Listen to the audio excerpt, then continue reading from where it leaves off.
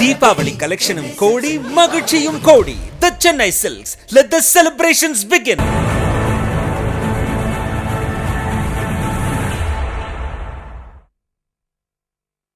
காவிரி பிரச்சினை கர்நாடகா, தமிழ்நாடு இடையே நீடித்து வரும் நிலையில் காவிரியின் நீர் வீணாவதை தடுக்கவும், டெல்டா பாசனத்திற்கு நீரை சேமிக்கவும் 90 ஆண்டுகளுக்கு முன்பு கட்டப்பட்ட மேட்டூர் அணை இன்றளவும் பலமாக இருப்பதற்கு முக்கிய காரணம் அதன் கட்டமைப்புதான்.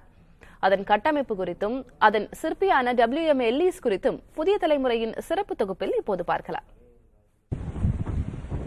தமிழகத்திற்கு நீர் ஆதாரமாக இருப்பது காவிரி. காவிரி நீர்பிடிப்புகளில் மழை பெய்யும் போதெல்லாம் காவிரி நீர் வீணாகும் நிலை நீடித்து வந்த நிலையில் ஆங்கிலேயர் காலத்தில் 1925ஆம் ஆண்டு மேட்டூர் அணை கட்டும் பணி தொடங்கப்பட்டது.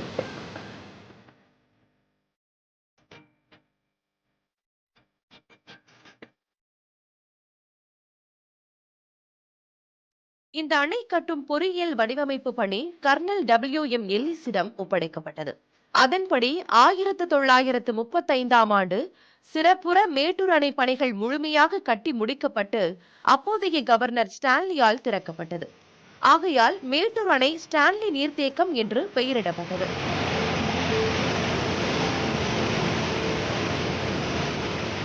அப்போதே 4.5 கோடி ரூபாய் மதிப்பில் அணை கட்டப்பட்டது என்பது ஆச்சரியமான விஷயம்தான்.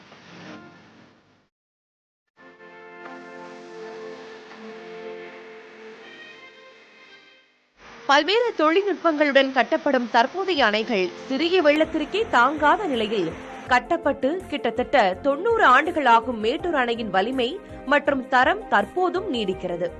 இதற்கு முழு காரணம் அணையின் பொறியியல் வடிவமைப்பாளர் கர்னல் WM எல்லிஸ் என்கிறார்கள் தற்போதைய பொறியாளர்கள். மேட்டூர் அணை என்றது சேலம் டிஸ்ட்ரிக்ட் கிடைச்ச ஒரு பெரிய வரப்பிரசாதம். அந்த மேட்டூர் அணை என்றது 1925 ஆரம்பித்து 34 கட்டி முடித்தாங்க. 5280 நீளமுள்ள ஒரே அணை மேட்டூர் டேம் தான். கம்ப்ளீட்டாக கட்டடங்கள் தான் கிடையாது, எர்த்தன் டேமே கிடையாது.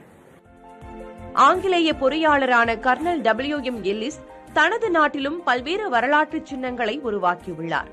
கட்டமைப்பில் சிறப்பான நேர்த்தியை கொண்ட எல்லிஸ் மேட்டூர் அணையையும் அப்படித்தான் வடிவமைத்துள்ளார். மேட்டூர் அணையில் அப்படி என்னதான் சிறப்பம்சம் இருக்கிறது என்றால், அணையில் அமைக்கப்பட்ட வளைவான ஆர்ச் வடிவ மதகுகள் தான் முதலில் நிற்கிறது. 16 கண் மதகுகளை கொண்ட பாலம் அணையில் நீர் 100 அடியை எட்டும் போது வெள்ள பாதிப்பை தடுக்க உபரி நீரை வெளியேற்ற பயன்படுகிறது. மேலும் ஆர்ச் வடிவில் அமைக்கப்பட்டதால் பாலத்தின் உறுதித்தன்மையும் நீடித்து நிலைத்து நிற்கிறது என்கிறார்கள் பொறியாளர்கள். மேட்டூருடைய முழு கொள்ளளவு 120 அடி லெவல். ஆனால் 100 அடி வரும்போதே அதனுடைய வரவுகள் கம்ப்ளீட்டாக கணக்கு பண்ணி முன்னாடியாவே திறக்கிறதுக்கு ஏற்பாடுகள் 100 அடி வரும்போதே சர்ஃபேஸ் வாட்டர் அந்த 16 கண் பாலம் வழியாக அமைச்சிடுவாங்க.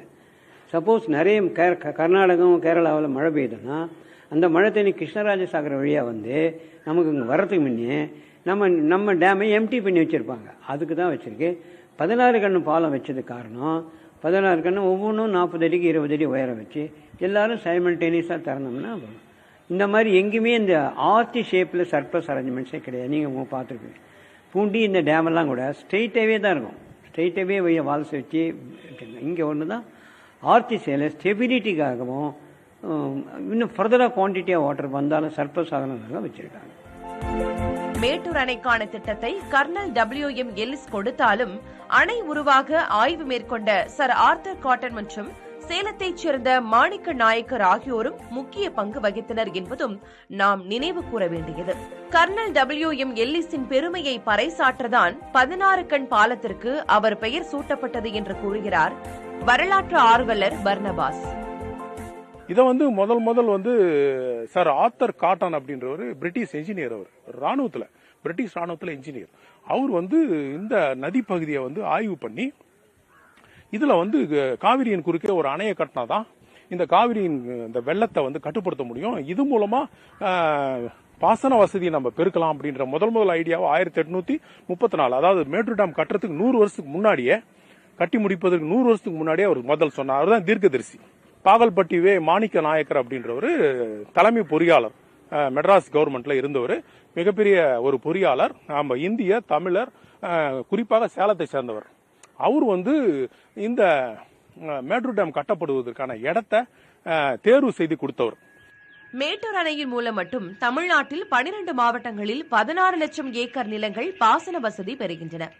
இது மட்டுமின்றி தமிழ்நாட்டின் முக்கிய குடிநீர் ஆதாரமாகவும் மேட்டூர் அணை செயல்பட்டு வருகிறது.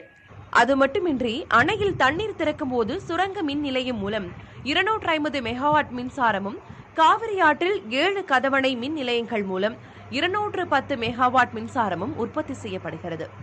தமிழ்நாட்டு மக்களுக்கும் விவசாயிகளுக்கும் ஜீவநாடியாக திகழும் மேட்டூர் அணையை அமைக்கவும், அதன் உறுதித்தன்மை தற்போது வரை நீடிக்கும் வகையில் பலமான கட்டமைப்புக்கு முக்கிய காரணியாக இருந்த கர்னல் WM எல்லிஸுக்கு அரசு விழா எடுக்க வேண்டும். பென்னிக்விக் போற்றப்படுவது போல் கர்னல் WM எல்லிஸும் புகழப்பட வேண்டியவர்தான். எனவே கர்னல் WM எல்லிஸின் புகழை பறைசாற்ற விழா நடத்த வேண்டும் என கோரிக்கை எழுந்திருக்கிறது. ஒரு பெரிய விழா எடுக்க காரணம் என்ன? மேட்டூரே இல்லைன்னா 15 டிஸ்ட்ரிக்ட்டுக்கு குடிநீர் கிடையாது. அவர் செஞ்ச சேவைக்கு இன்னைக்கு நம்ம பயன்படுவோம் இல்லையா? ஆனால் நன்றி கடனை செய்யலாம். இது நல்ல திட்டம். நீர் ஆதாரமாக மட்டுமின்றி தமிழ்நாட்டின் பல்வேறு மாவட்டங்களை வெள்ளத்திலிருந்து காக்கும் அரணாகவும் அமைந்திருக்கும் மேட்டூர் அணை கடந்த 90 ஆண்டுகளாக கம்பீரமாக காட்சியளிக்கிறது. இதனை தமிழகத்திற்கு கொடுத்த கர்னல் WM எல்லிஸை தமிழக மக்கள் என்றென்றும் மறக்க முடியாது. புதிய தலைமுறைக்காக ஒளிப்பதிவாளர் சதீஷுடன் செய்தியாளர்கள் பாலகிருஷ்ணன் மற்றும் மோகன்ராஜ்.